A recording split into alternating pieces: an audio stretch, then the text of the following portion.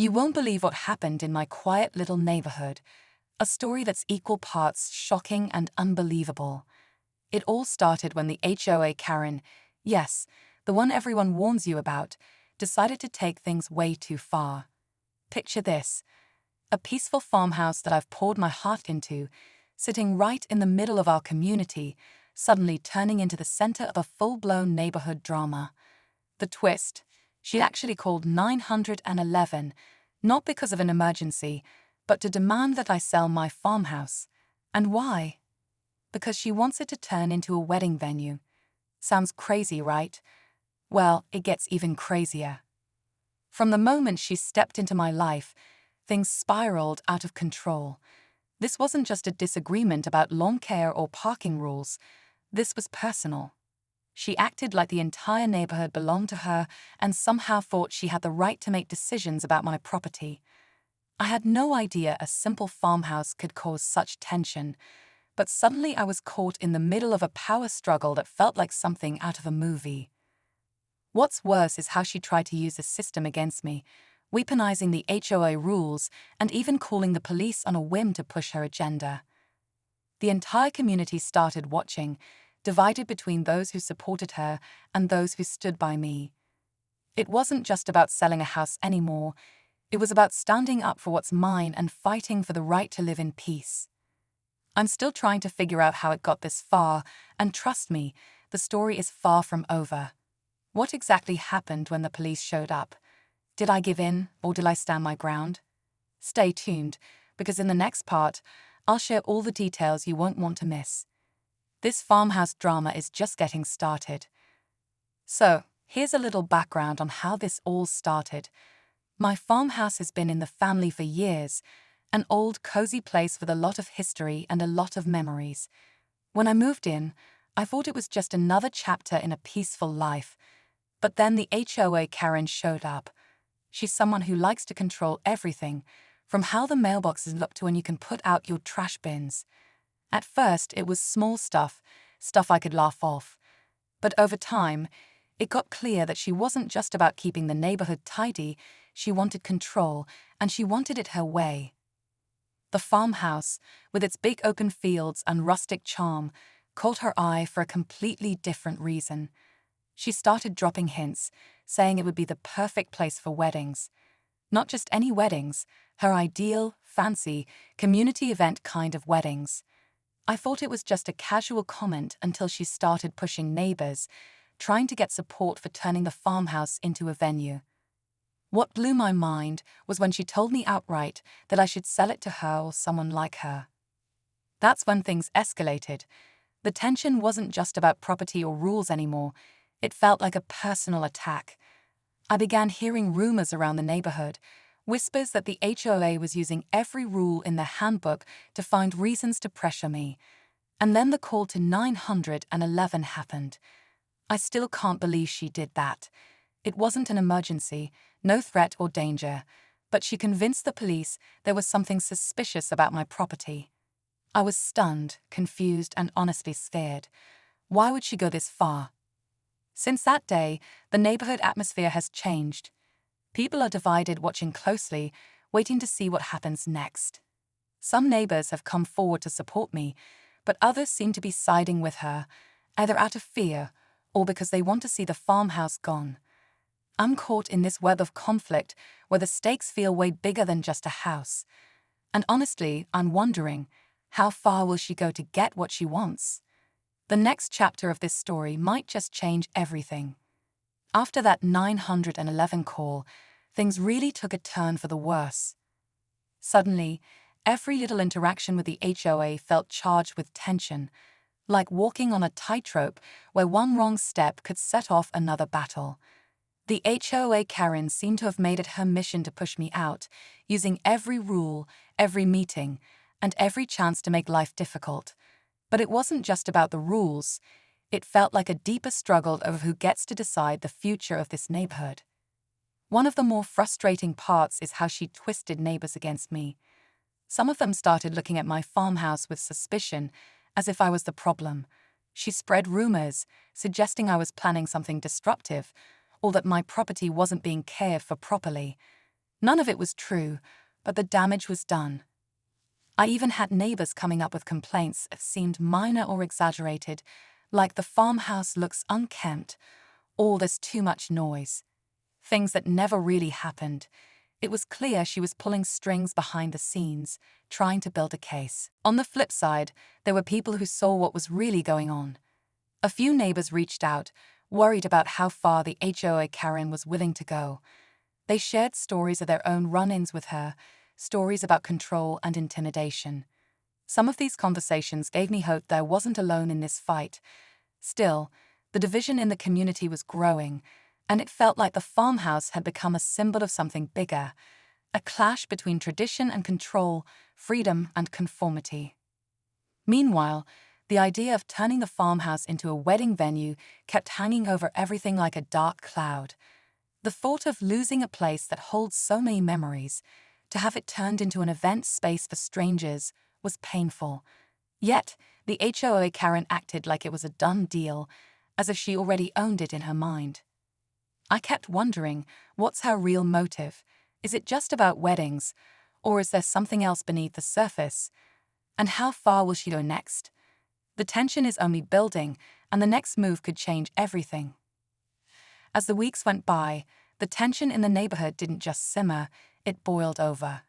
Every HOA meeting felt like a showdown, with the HOA Karen leading the charge, pushing her agenda harder than ever. She wasn't subtle about it anymore. At one meeting, she even brought up the idea of new restrictions that seemed clearly aimed at making it impossible for me to keep the farmhouse as it was. It felt like she was trying to squeeze me out legally, using the rules as weapons. Meanwhile, the whispers and sideways glances from some neighbors grew louder. I caught more than one person asking if I was really planning to sell, or if the farmhouse was going to be turned into that wedding venue. I didn't want to involve anyone else in this, but the gossip made it hard to keep things private. It was like my home was no longer mine, but a hot topic everyone had opinions on. Then the HOA Karen escalated again. One afternoon, I came home to find a letter taped to my front door. It was from the HOA's lawyer, filled with legal jargon and warnings about violations. The tone was cold and threatening, saying that if I didn't comply with their demands, they would take further action. I felt my heart drop. This wasn't just a neighborhood disagreement anymore. It was turning into a legal battle that could cost me everything. At the same time, I started noticing strangers around the farmhouse. People who said they were scouting the place for events or community gatherings. It was clear the HOA Karen was moving fast, trying to push the idea of the wedding venue into reality before I could fight back. It felt like a race against time, and I was on the back foot. The pressure was intense. Friends told me to stand strong, but every phone call, every knock on the door, made me wonder if I was about to lose something I'd fought so hard to protect. The farmhouse wasn't just a building, it was a piece of my life, my history. And now, caught in this battle with the HOA Karen, I had to ask myself, how much am I willing to risk to keep it? The next few days would decide everything, but I still didn't know what was coming. Just when I thought things couldn't get any worse, the story took an unexpected turn that threw everything into chaos. One evening, as I was going through the stack of letters and emails from the HOA, I got a call from a neighbor I barely knew. She sounded nervous and rushed, telling me she had overheard something unsettling during a recent HOA meeting, something about the HOA Karen working with a developer behind the scenes. Apparently, the plan wasn't just about turning my farmhouse into a wedding venue. There were talks about a bigger project, maybe even a commercial development that would change the whole neighborhood forever. I couldn't believe it. All this time, I'd been fighting to protect my home from what felt like a personal attack, but now it seemed like the stakes were much higher. If the rumors were true, the HOA Karen wasn't just obsessed with my farmhouse. She was pushing for a major change that could reshape the entire community. Suddenly, the conflict wasn't just about me or the farmhouse anymore. It was about the future of the neighborhood, about who gets to decide what this place becomes. That same week, I started noticing more signs of change. Surveyors walking the streets, strange cars parked near the farmhouse, and more whispered conversations between neighbors. It was like the whole community was on edge, waiting for the next move. The HOA Karen, of course, was more determined than ever, acting like nothing was wrong, insisting her vision was for the greater good of the neighborhood. But here's the thing, with all this pressure, I discovered something else that shocked me even more. In digging through some old property records, I found a hidden clause buried in the HOA's original documents, something that could change everything about the legality of their claims on my property. It was confusing, and I'm still trying to figure out what it means, but it might be the key to turning the tables. Now, with the neighborhood divided, the developer rumors swirling, and the HOA Karen pushing harder than ever, I'm caught in the middle of a storm bigger than I imagined. The farmhouse isn't just my home anymore. It's the battleground for a fight that's about to reach its breaking point. And honestly, I don't know what's coming next. But one thing's for sure, this story is far from over. The day everything came to a head was unlike anything I expected. The HOA had called a special meeting, and the whole neighborhood showed up, buzzing with anticipation and tension. I walked in knowing this could be the moment where the farmhouse, and maybe even my future here, would be decided. The HOA Karen was there, confident and sharp as ever, ready to push her plan for the wedding venue and the rumored development, but I wasn't going to back down.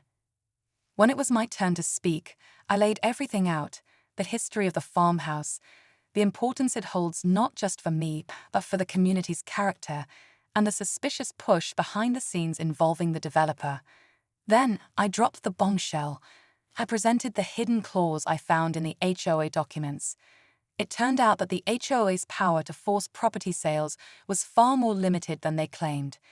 In fact, using that clause, I could legally block any attempt to turn my farmhouse into a commercial venue or sell it without my consent. The room went silent. The HOA Karen's confident smile faltered for the first time. Some neighbors, who had been on the fence, started nodding in support, realizing how much control the HOA had been trying to wield unfairly. The balance of power shifted right there. The HOA Karen tried to argue, but it was clear she was cornered. Just when I thought this was the end, the unexpected happened. The developer, who no one had seen or heard from directly until that moment, showed up at the meeting. But instead of backing the HOA Karen, he surprised everyone by saying he had pulled out of the deal. Apparently, the legal complications and community pushback were bigger than he wanted to handle. He actually praised the farmhouse and said the neighborhood's spirit was worth preserving. That twist left the HOA Karen stunned and the community relieved. The farmhouse was safe, at least for now.